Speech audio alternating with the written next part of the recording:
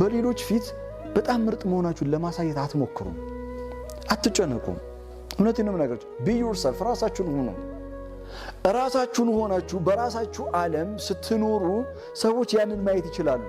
ፌክ እንዳልሆነ ማወቅ ይችላል። ባይዘው አንድ ነገር ነገራችሁ። ማንም ሰው ፌክ የሆነን ነገርና እውነተኛ የሆነን ነገር ትንሽ የቆመው ካሰበ ማየት ይቻላል።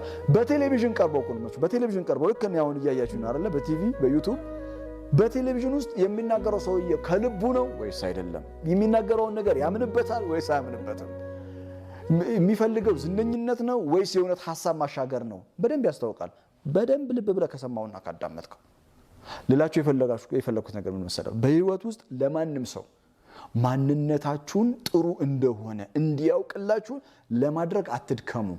እናንተ ማድረግ ያለባችሁ ምን መሰለህ? ኑረው፣ ሁነው፣ ማንነት ይሁን። ሰውየው ምን አለ መሰለህ? ሰተጂዱኒ ኢንሻአላሁ ሚነ ሳሊሒን፣ ወደፊት ሳሊሕ መሆኔን ታገኘኛለህ አለው። ሳሊሕ ሆኜ ያ ማለት የኔን ደግነት ለማወቅ የኔን ምርጥነት የኔን መልካምነት ለማወቅ አሁን በቂ አይደለም ጊዜው። በመኗኗር ነው የሚታወቀውና እንኗኗራታለን።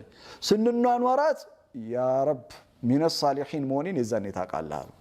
ሰውየው በራሱ ሰልፍ ኮንፊደንስ ያለው ነው። ጉራ አይደለም፣ ሰልፍ ኮንፊደንስ ነው።